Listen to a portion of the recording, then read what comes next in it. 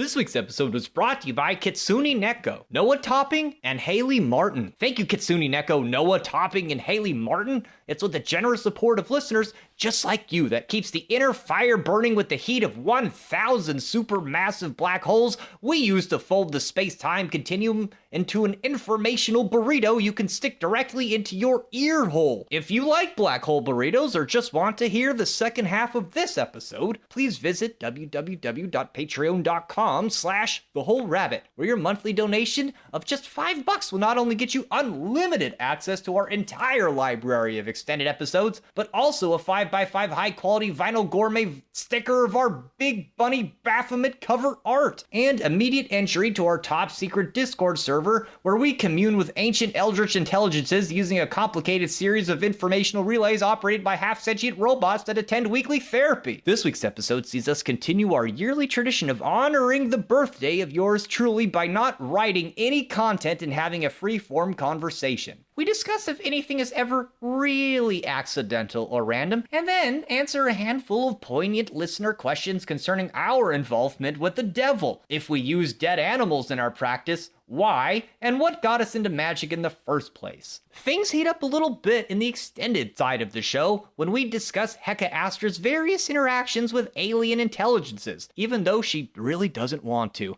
and whether or not she's had her eggs scraped by Claxor from Alpha Centari. If you happen to find this episode a bit more relaxed than normal, we promise to continue our brain-teasing, pre-written tarot deep diving content next week on our episode about the Hierophant. We also have another episode in the works with Tim Hacker of Cryptic Chronicles about a topic that will take us deep into the heart of darkness that fueled World War II. So hang on to your safety harnesses. Thank you, and enjoy the show.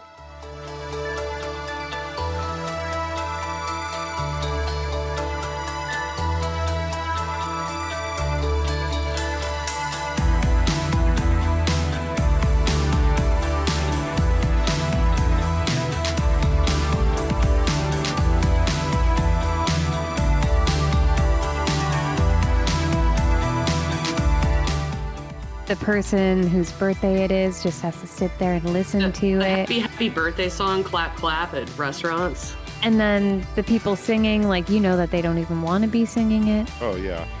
Yeah, here she is. Well, people always do it for me, so I'm always happy. Do they? People always sing you fun. happy birthday? At some point. They get to you. They find you, they hunt you down, they light the candles, and you are subjected to the whole birthday song.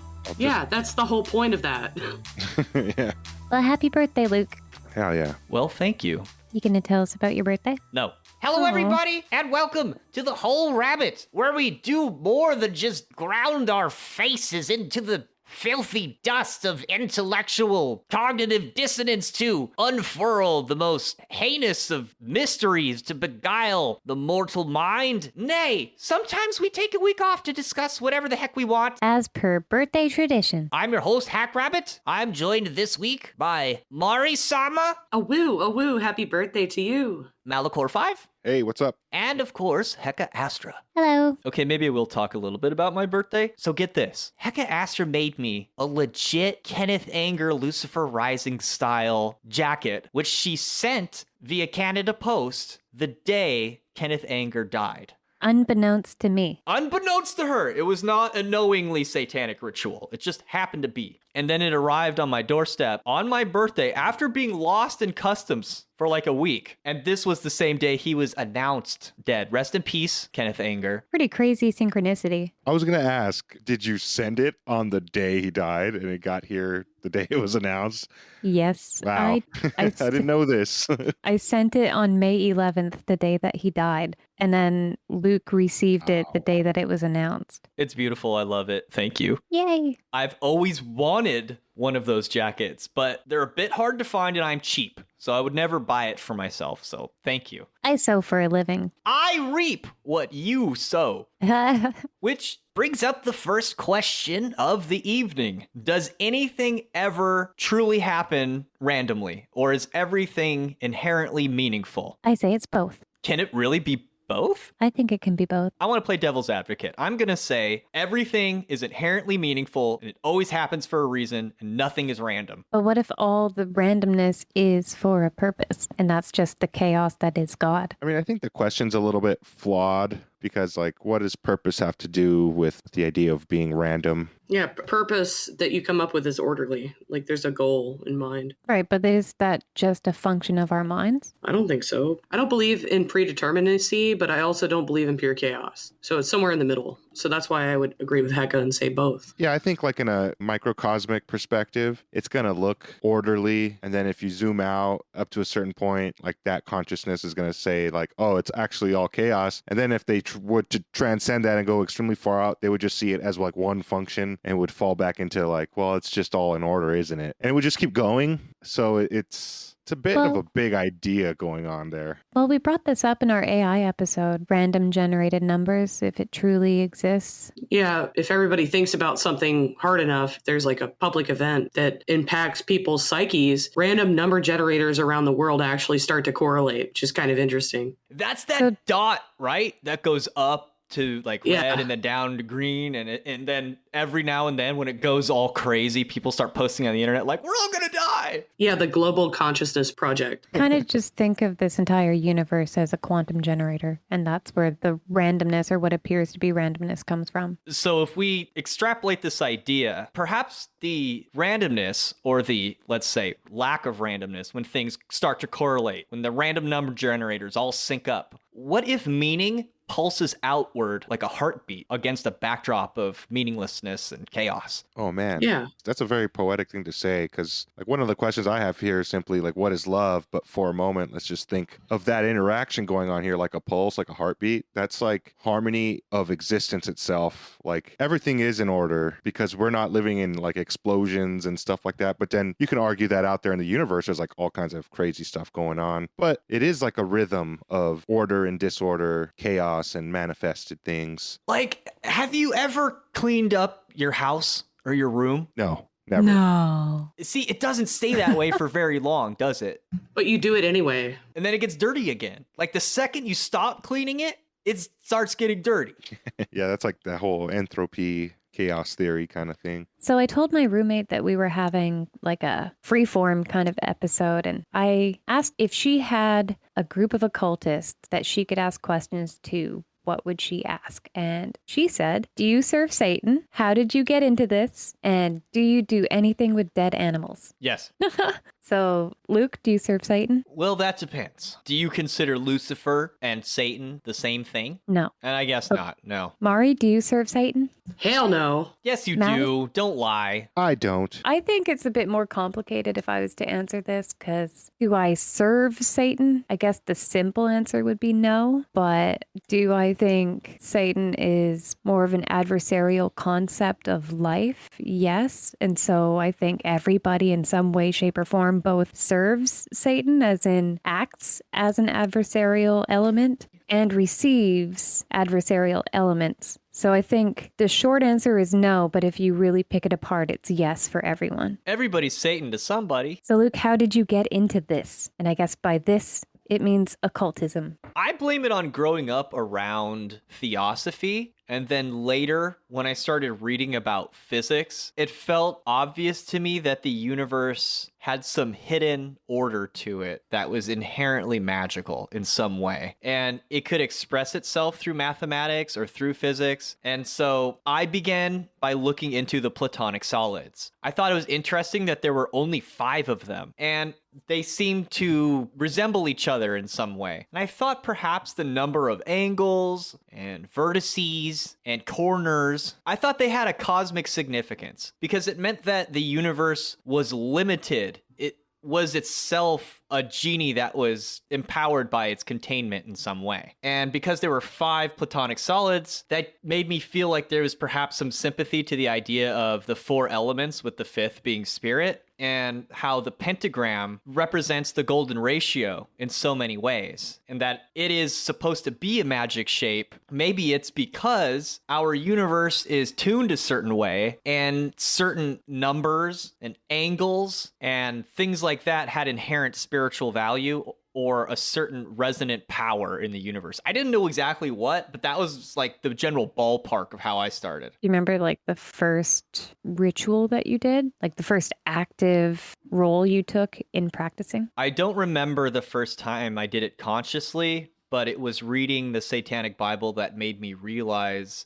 I had been doing it my whole life, because he tells you in there, if you go and you scribble a heart on a tree and you put you and your lover's initials in it, that's an act of magic. And it might be even more magical than the people who put on robes and wave the wands around, because you're lending something true to yourself. Like, that's where it comes from. And I think from there, it just made me begin to see the entire universe as magic. And so I thought if I stared at a tetrahedron long enough and thought about fire, like maybe I can make fire stuff happen. So I started doing that at first, but for some reason, and this makes me wonder if people are born with different proficiencies or deficiencies magically, or if it even works like that, because while I've never been great at stuff like lucid dreaming, I can do prophecy and tarot and divination very well. And I've always had that in my corner. So I dove headfirst into tarot cards. I just decided I would pick them up one day and start playing with them. And I actually created my own satanic panic at some point, because I came to the conclusion that I was not just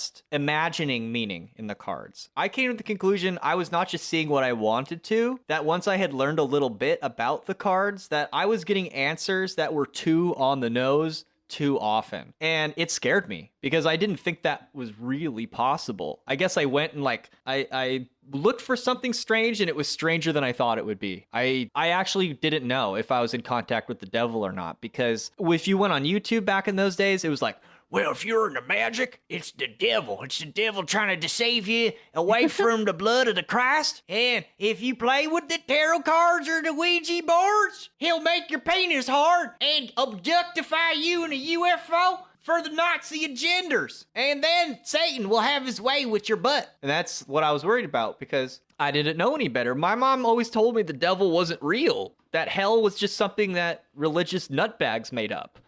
But then when my tarot cards began behaving in ways that made me think this wasn't just a bunch of billiard balls bumping into each other and everything was just random, that there was meaning and it worked, I was getting crazy answers. And I was like, well, maybe it is Satan. And it really scared me. And there was nobody that could help me. Nobody could explain to me why it wasn't Satan or why it was some other thing. I really wish somebody had just told me it was the Egyptian god Thoth, and then that was it. That would have been nice. What about you, Mari? So, no, I mean, I was raised Christian, but it was loose. And I've been through so many sects of Christianity that I kind of get the vibe that they're all like slightly off from the truth. They have like nuggets of truth in them, but it wasn't the full thing, and it didn't do it for me. So I became agnostic as a teenager. And then I started to study not only theosophy, but theology, like just studying religion in general and seeing how they all interconnected so perfectly. There's a mirror of every deity, every force, every energy, every story there is. There's always going to be a mirror in another place on the other side of the planet.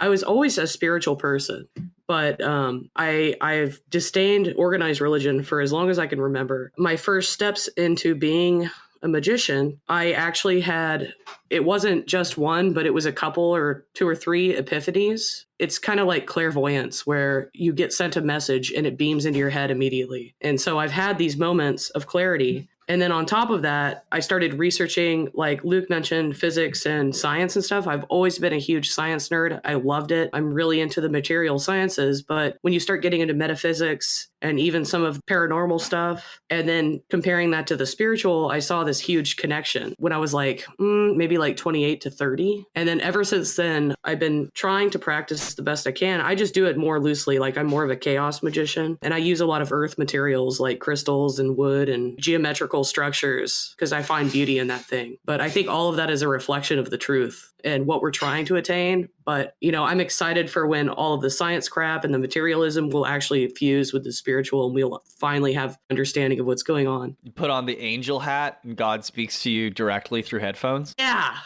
something like that. Like the merging of science and spiritual power, so you could just buy wings that help you fly through the astral world.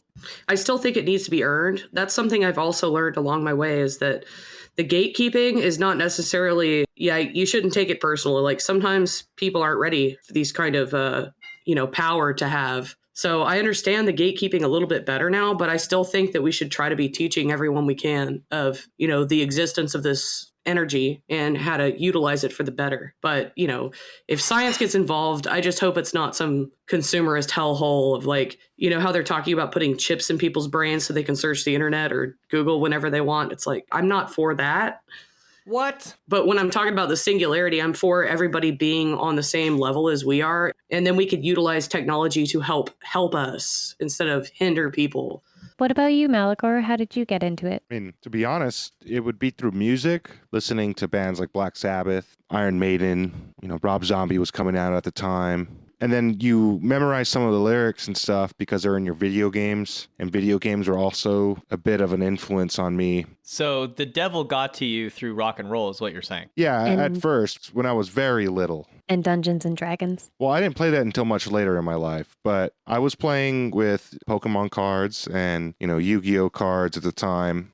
And there was a neo-satanic panic during that era. And I was wondering why, are they tripping on Pokemon cards? And, I'm like in first grade. And they're like, oh, because evolution. And it was explained to me why evolution is directly contradictory to scripture. And I was like, well, this is science though, right? And at a young age, through the music and paying attention to what the media was blasting me with, I was able to learn through media. And I think that helped me a lot watching, especially Japanese animes, had tragedy in it. And it's all about honesty and camaraderie and teamwork and stuff like that at the end of the day. And it's like every episode is like that. It ends on a good note because they all get together. And it's kind of like this Might Guy thing, from Naruto. He's talks about living in the spring of life. And it's almost like at a young age, I was hit with this Eastern philosophy of always looking at life on a positive end. When I was growing up, there was this hippie house that was the only brown house on the block, and they had a trampoline in the backyard. And the mom had 5 kids. It was a half black, half Mexican family. They were all into karate, they were all vegan,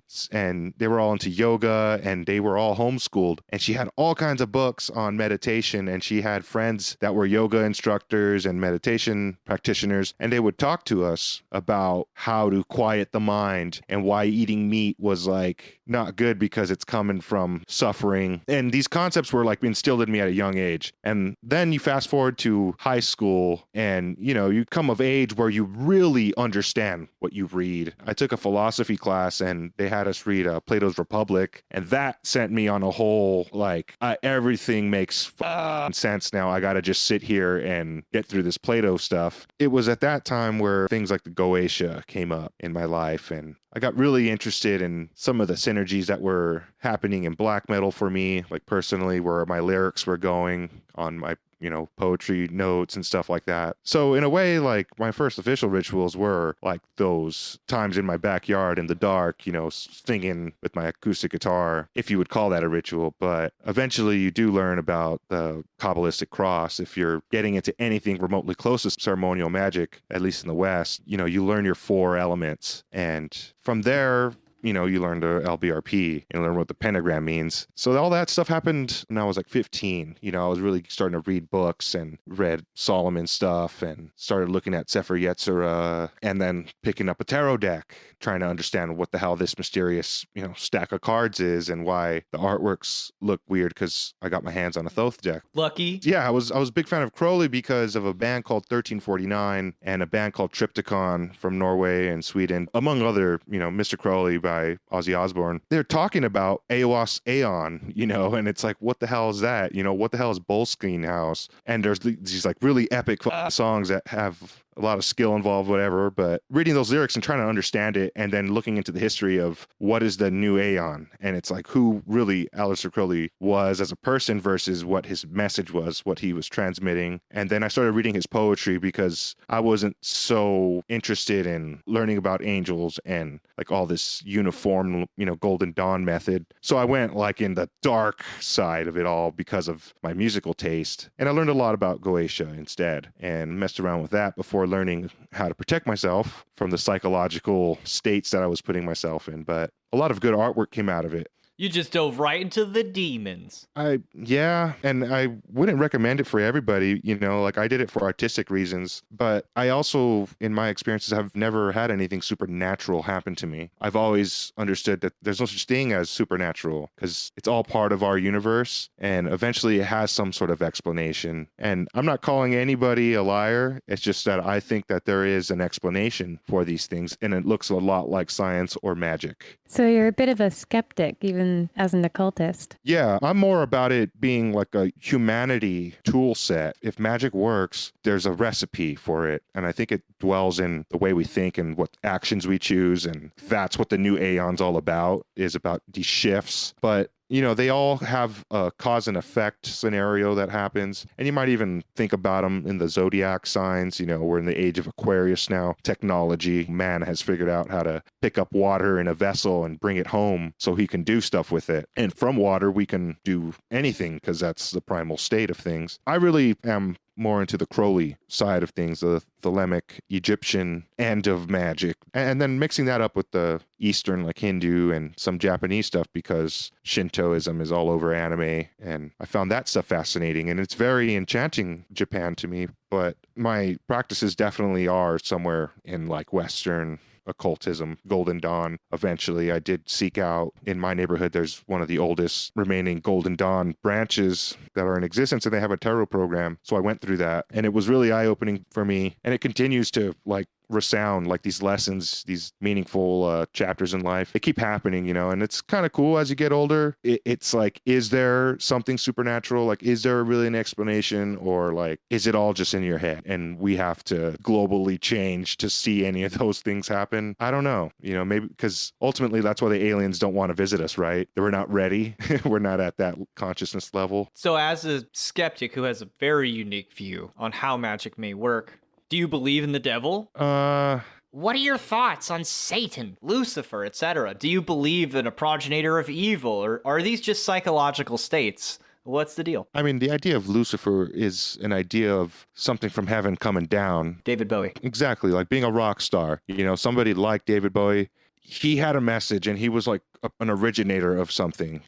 If you come after David Bowie and you do exactly the same things he did, it's not the same. You're just like a copycat. You're not the Lucifer. Marilyn Manson. I mean, it's different eras though, and it happens for different people. There's different Lucifers for different generations. So there's definitely like an archetypal, actual embodied human, I guess I can say, practice of being a Lucifer. But do I take the biblical accounts literally? No, I don't. I don't believe that there is a supremely straight evil entity that lives in the underworld and torments your soul. That if it's anything, it's yourself. Heka, how did you get into this whole magician thing? I don't remember an actual starting point. It's just, I kind of just feel like that's been my life. I'm trying to think of like a particular moment, but it's hard to think of one, isn't it? Well, basically for as long as I remember, I've like had weird experiences, and I think I was a pretty spiritual person as a child without even knowing it was a spiritual thing. I feel that. And then I started going to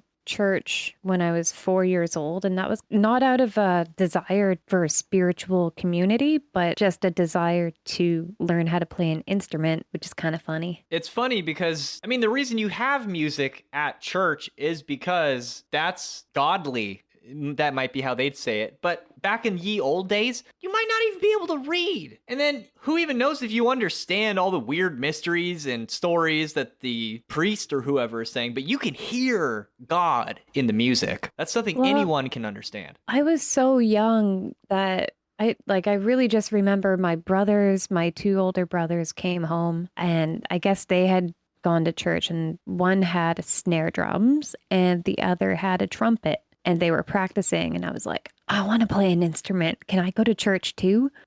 And I remember my dad just being like, what? I guess. Like, do you know what church is? I was just so young. He was pretty chill. Like, my dad was Christian, but he didn't go to church. My mom didn't go to church. And his opinion was basically like, you can go and you don't have to believe if you don't believe, and you can believe if you do believe. And neither of those are wrong, basically. You do what's right for you. So I went to church, but I feel like the programming didn't really stick with me. And I kind of still, even going to church until I was 15, I still kind of just had my own spirituality. And I was drawing like seals and stuff in my sketchbooks by the time I was in grade 9. So I don't really know like an official start date. I think by the time I figured out that I wasn't Christian, I had already left the church and realized that there was like actual organized religions that weren't Christianity. So I kind of played with the idea like, am I this? Am I that? Am I Wiccan? And I kind of came to a resounding like, I guess that's not it either. I just kind of do my own thing, a little bit from this, a little bit from that. Did babysitting for some Wiccan lady that had all these crazy old books.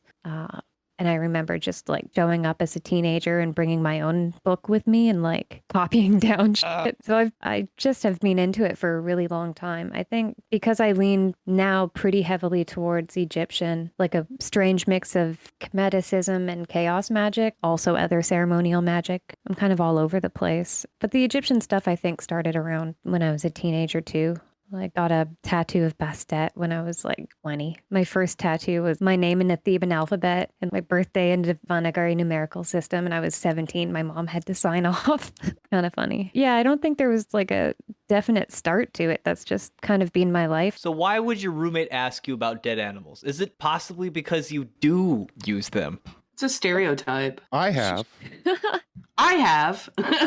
Well, she asked, do you do anything with dead animals? I think in the context, in the context of your practices. Oh, Lord. Your ritual practices. I do, but probably not in the way that people Hollywoodify it in their minds. Same. Yeah, if you find something, then it's dead. Exactly. It's yours. Exactly. Like when you go and you collect your roommate's toenails and you curse them with My Little Pony spells. Yeah, that's not voodoo, technically. It's not. Well, it's not a closed practice. You can use ponies whenever you want. And also, you could steal somebody's Tampax that's been used Whoa. and then curse them. See, this is the scavenger ideology, and I'm for that because you're not actually harming someone. In theory, you could, steal tampons and fingernail clippings and hair from hairbrushes, but So gross. I think that's significantly more sketch and maybe even sinister is the word I'm looking for than utilizing a deceased animal's remains on your altar in some way, shape, or form, whether that be as simple as feathers or doing actual taxidermy like I have. Or teeth. I like teeth and skulls. I have a lot of bones. For some reason, I have like a death radar and I'll find dead things a lot. And so I process bones. If it's a recent roadkill, I'll taxidermy it. And that stuff ends up in tools or as parts of my altar. And I guess that's probably pretty weird to some people, but I think of it as perpetuating the beauty that is this animal and allowing its energy to live on and do something beyond death. It's like the Native American practice of using every part of the animal because it was a sacrifice to help you live. And in order to respect it, you need to use every part. And another product other than leather, which you work with regularly, is sinew, which is parts of the tendons on the muscles that attach to the bone. And these things are super strong. You can make rope out of them. You can make jewelry. I'm really into that stuff as long as you're utilizing the entire kill. If you're going to kill something. I actually do sometimes do hand stitching with sinew. I just think it's kind of funny that my roommate would ask if I do anything with dead animals, knowing that I do leather work for a living. I mean. You're knee deep in dead animals all day long. I touch dead animals every single day. But yeah, you don't go out and hunt and kill just to make your spell work, which is, No. That's sick. And that's what these people think happens like every time someone does a seance or like a ritual, that's what they're thinking is going on. And that's just not true. That's what happens when you go to the grocery store. You're just paying somebody else to do it. Yeah, I was going to say that. Outsourcing the killing. I think it's one thing though to remember that, like, for one, we don't really condone killing animals just for magic. No, I'm not into that. I don't think you should either. But on the other hand, situationally, if you are actually a farmer or you are actually a hunter and you need to process an animal, it's okay if you want to use what byproducts come from that. You're right. I also don't think it's fair to say that in all cases, because you could argue that going out and hunting is the first ritual that humans perfected or needed to perfect, and it still is a way to vivify our soul and come into closer contact with nature. And I really, really stress, like, I believe it's important to have reverence and do a ritual, do a traditional thing, use the whole animal as much as possible, because you need to give thanks to that sacrifice. Hey, Dingus, get back in your cage! Sorry. Like, for example, when I had chickens, they were not meat chickens. They were egg-producing chickens, and I would get an egg per day per chicken, approximately. So I had a lot of eggshells from these eggs that I would get from my chickens, and I would use those. Because Satan likes eggshells. If you were to have meat chickens and you were to process these meat chickens for food, one of the first things that you do is you drain their blood. Yum. I don't think it's morally wrong to use that blood in ritual, since you didn't kill the chicken for the blood, you killed the chicken for food. Agree. You're just not wasting the blood. Some people might be really weirded out by that, and that's understandable. But I think different people have different practices and different moral standards. And just because something isn't for you doesn't mean that it's inherently wrong. Let's say you used a lot of Windex, and the eagle just flies into your window and kills itself. Then that's yours, buddy. It's your dead eagle now. How would the energy of the eagle be different than, say, the claw of a possum, or a seashell, or a butt pearl? Please explain. Well, I think we talked about this in the Familiars episode, where I think that's what it was. Nobody listened to that episode. Well, they should. Because... And nobody's going to listen to this either. If you've made it this far, I'm sorry. Aw. Well, different animals have different energy, and you'll see this across so many different cultures. You know, you have animal totems, spirit animals. Hey. And going all the way back to Egypt, you have different animal representations of divinity incarnate, what represents this divine energy best. So, of course, an eagle is going to have different energy in a working than a raccoon or a possum would. It's definitely illegal to be using eagle parts, so maybe that's not the best example. Well, okay then, we know raccoons like to steal things and break rules. Right. So maybe if you have an eagle skull, you could use the raccoon parts to protect yourself from being caught by the law. This is true. They also wash their food, so you would be very clean from the law. They actually don't technically wash their food. They wet their food because they have heightened tactile sensations in their fingers, and they don't have good eyesight. So it helps them understand what it is they're holding better and whether it's edible or not. Ah, but also they wash their hands too. But that's why they do it, yeah.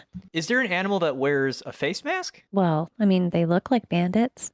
Yeah, they have the little black around their eyes. I think if you were doing spell work, you know, that you needed to be stealthy, maybe a raccoon isn't the best stealth animal, but it certainly is an accomplished thief. What about a weasel? I think a weasel would be the good stealth animal. Oh, yeah. Owl. A weasel or a ferret would be really good for finding things. That's what ferret actually means, to ferret out, is to find things.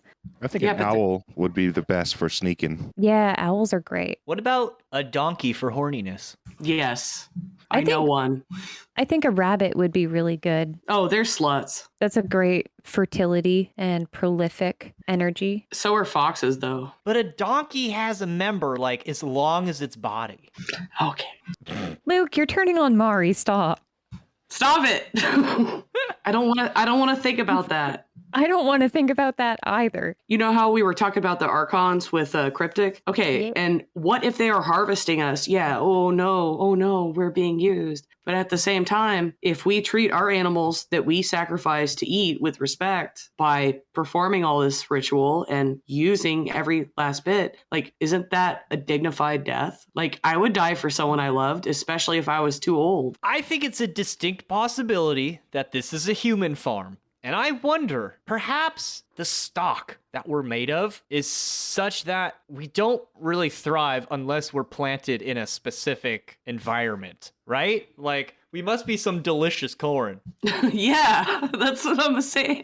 You I can't know just you- plant us anywhere. It has to be this beautiful planet. I need some amenities, please. Now you have me just thinking that the Archons would possibly use parts of us for specific energy for whatever their workings are. And now I'm just Or- thinking, like, what energy does a human hold that's unique? Emotions. A soul. Thoughts. Yeah, all that. You can make almost anything out of corn. It's like putting the corn into the oven to make roasted street corn with mayo and cheese on top. Soul on the cob. Yeah, so what if Soul. souls are like that? What if they're, what if they're making UFOs out of our souls? What if they're making shoes out of our souls? What if we're batteries like from the Matrix? What if we die accidentally and one of the Archons takes our roadkill body and puts it on their altar? I'm just going to say Garmin Bosia. Watch Twin Peaks and you'll get it. It's corn. It's all corn. Are we the children of the corn? We are some damn good corn. I love corn so much. I think everything does. Oh, the band? I loved Corn, the band. No. They made me accept Jesus Christ as my personal savior. And I like corn. I showed up for the Limp Bizkit and all I got was corn. That shouldn't be funny, but it is. What if Pompeii was just them making popcorn? They put too much oil in it. What about Chernobyl and Fukushima? That's GMO. I mean, there is documented evidence of UFOs disabling nuclear facilities. So there might be a thing about nuclear stuff that Right, because, Is poison. There are very specific laws regarding irradiating something so it can cross a space border. Yeah, let's say you had a bunch of corn that started a nuclear reactor. You would stop the corn from doing that. But they also irradiate plants to kill bugs and bacteria. That's to what I'm scare- saying. Yeah, and then we're eating irradiated plants. It's not irradiated. There's no radioactive material on the plants. If you put a Geiger counter up to a bunch of strawberries that had been blasted with gamma rays, you wouldn't get a reading. You'd just not have a lot of germs on the strawberries. Right, but it still needs to be irradiated before it can cross a border. So, like, if that's something that concerns you, then maybe you're not going to buy organic bananas in Canada because it has to cross a border, so it has to be irradiated at the border before it crosses it. That's whack. I don't think bananas can get cancer. You know what I mean? It's fine. They wouldn't get brown under radiation? Yeah, but how come you use a Geiger counter on dirt and some dirt can be irradiated and it gives a signal? It's dead. It's not alive. It's minerals. It's metals that retain the irradiation. No, they don't. It's radioactive material. You don't radiate strawberries and get a reading from it. It doesn't work that way. You have to get actual particles of radioactivity somewhere for it to be contaminated. So if a plant grows in that soil, it's going to have it in it. Yes. But as long as you don't sprinkle a salting of uranium on top, then you're fine. I don't know. See, if you have radioactive material in the ground and it sucks it up, it may get into the plant. But let's say you have a clean plant, it stayed away from unprotected sex and it went to church and it took good care of itself. If you irradiated it with a bunch of gamma rays and you didn't get any radioactive material on it. It's like a microwave. Yes. It's not a material. Yes. Yeah, Yeah, like a microwave it radiates your food, but it's not emitting microwave like your cell phone does. Your cell phone is emitting radioactive. And you only get cancer if you go to the tanning bed 3 times a day all year. You don't get skin cancer from just walking outside. You could get skin cancer from the sun or from one of those things. But it's an electromagnetic source. It's not a material that Well, let's say a dog eats you, then the dog's not going to be radiated.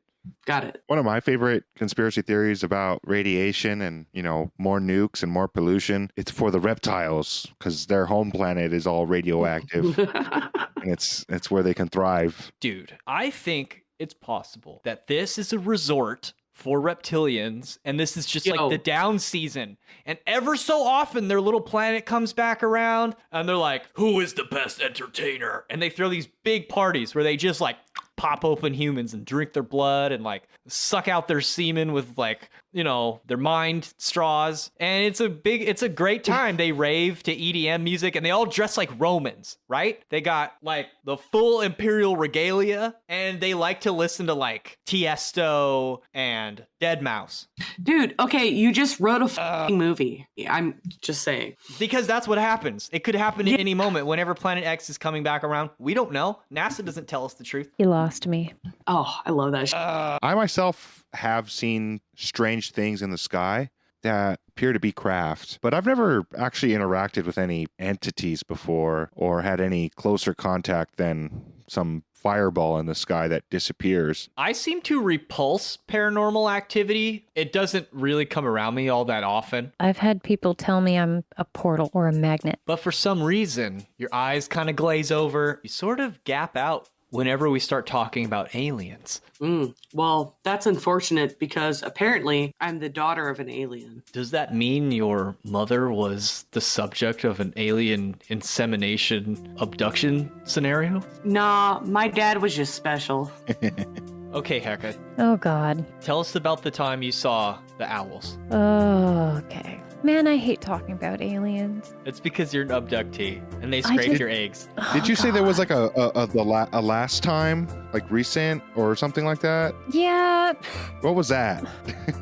And what happened to you? I don't know, man. Okay, so aliens have always freaked me out, and I'm not super stoked to be talking about aliens right now. But I can tell you the first time, I guess, that I had like a legit experience, I didn't even know that it was like an alien experience until I shared it with a small group of people that I knew that were into weird shit and asked them what they thought of it. So I guess I can share that and how that whole thing progressed. But if you'd like to hear the rest of this episode, where we talk about what UFOs and aliens really are, our magical successes and failures, and how dreaming works, please visit www.patreon.com/thewholerabbit, where your monthly donation of just $5 helps keep the wheels rolling on this mad chariot, careening like a angry, stupid clown covered in axle grease and lit aflame like a giant quasar. Then